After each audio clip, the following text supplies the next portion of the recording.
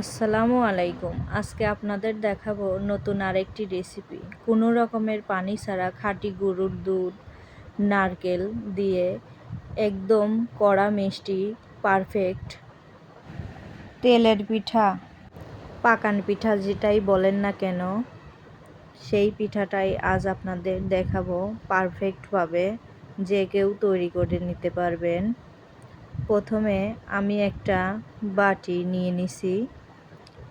আগে থেকে আমি 1 লিটার দুধ জাল করে ঘন করে রেখেছি। এখন সেই দুধটা আমি 3 পোয়ার মতো দিয়ে দিব। গরম দুধ থেকে দেখেন ভাপ উঠছে। এই গরম দুধের ভিতরে আমি দিয়ে দিব পরিমাণ মতো চিনি। আপনারা যে যতটুকু দুধ নেবেন সেই পরিমাণের চিনি নেবেন। কেউ মিষ্টি কম খান, কেউ মিষ্টি বেশি খান, সেই পরিমাণে নিয়ে নেবেন। আমরা মূলত মিষ্টিটা একটু বেশি খাই, তাই আমি 1.5 কাপ মতন চিনি নিয়ে নিলাম। এখন একটা চামচ দিয়ে গরম দুধ ভালোভাবে মিক্সড করে নিব, যাতে চিনিগুলো গলে যায়। দেখুন ভালোভাবে এভাবে নেড়ে নেড়ে দুধ আর চিনি মিক্সড করে নেবেন। মিক্সড করা হয়ে গেছে। এখন আমি নিয়ে নেব পরিমাণ মতো চাউলের গুঁড়া। আমি এখানে আতপ চাউলের গুঁড়া নিয়েছি। কোনো ধরনের রোলার আটা কিংবা ময়দা কোনো কিছুই ব্যবহার করিনি। আমি কিন্তু সামান্য লবণও দিয়ে দিয়েছি। দেখুন আমার যতটুকু পর্যন্ত গোলাটা করতে আটা লাগবে আমি সেই পরিমাণের নিয়ে নিচ্ছি। দুধটা গরম আছে তাই হাত দিতে পারছি না। দেখুন আমি চামচ দিয়ে ভালোভাবে গোলাটা বানিয়ে নিয়ে এখন হাত দিয়ে ভালোভাবে ছোট ছোট গুটিগুলো ভেঙে দিচ্ছি। এখন আমি দিয়ে দেব কিছুটা নারকেল কোড়া। এবার নারকেল কোড়াটা দিয়ে ভালোভাবে আবারও মিশিয়ে নিচ্ছি। এভাবে মিশিয়ে নেবেন। এই পিঠাটা খেতে অনেক মজা লাগে। আমরা প্রায়ই বানিয়ে এই পিঠাটা খাই। কোনো রকমের পানি এখানে আমি অ্যাড করিনি বা দেইনি।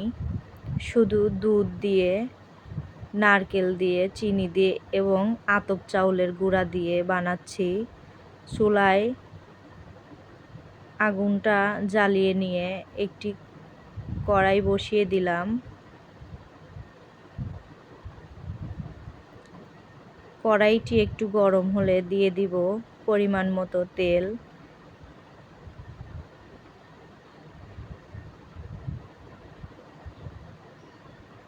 এখন তেলটি গরম হলে দিয়ে দিব আমরা পিঠা। তেল ভালোভাবে গরম না হলে পিঠাটা কড়াইয়ের সাথে আটকে যাবে, তাই কিছুক্ষণ ভালোভাবে তেলটি গরম করে নেবেন। দেখুন আমার তেলটি গরম হয়ে গেছে। আমি প্রথম পিঠাটা দিয়ে দিলাম।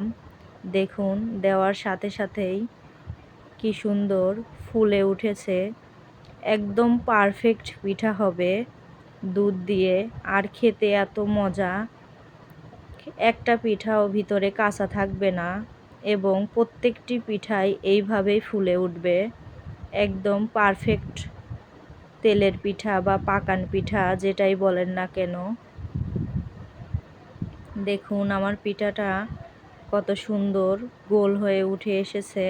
এখন আমি আরেকটি গোলা দিয়ে দিব আরেকটি পিঠার জন্য আপনাদের সুবিধার্থে। দেখুন গোলাটা এরকম ঘন করে গোলাবেন। আপনারা যারা পিঠা বানাতে পারেন না, তেলের পিঠা ওঠে না, তাদের জন্য মূলত এই রেসিপিটা। দেখুন এটাও কিন্তু আমার দেওয়ার সাথে সাথেই পিঠাটা ফুলে উঠেছে এবং পারফেক্ট হয়েছে।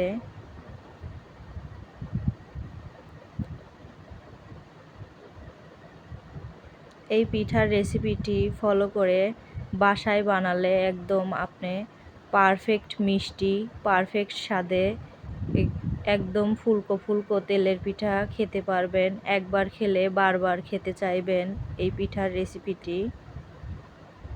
দেখুন, আমি আবারও আরেক পিস দিয়ে দিলাম আপনাদের দেখানোর জন্য।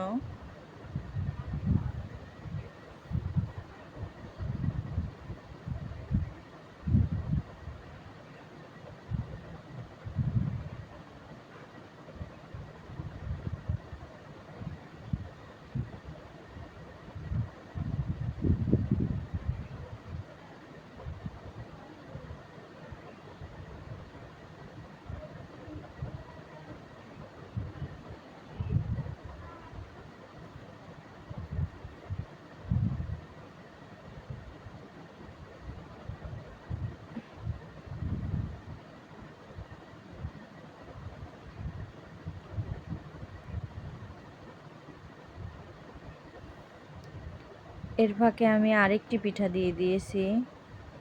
আমি আপনাদের সুবিধার্থে দেখুন 4-5টি পিঠা বানিয়ে নিলাম ক্যামেরার সামনেই। আপনারা দেখতে পাচ্ছেন আমার প্রত্যেকটি পিঠাই সুন্দর হয়েছে। অফ ক্যামেরায় আমি সবগুলো পিঠে ভেজে নিয়ে চলে এসেছি। দেখুন, আমার পিঠার ভিতরে একটুও কাঁচা নেই এবং পারফেক্টভাবে হয়েছে। দেখুন, গরম আছে পিঠা,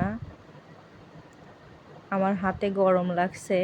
এইভাবে পারফেক্টভাবে পিঠা বানিয়ে বাসায় খাবেন। Thank you.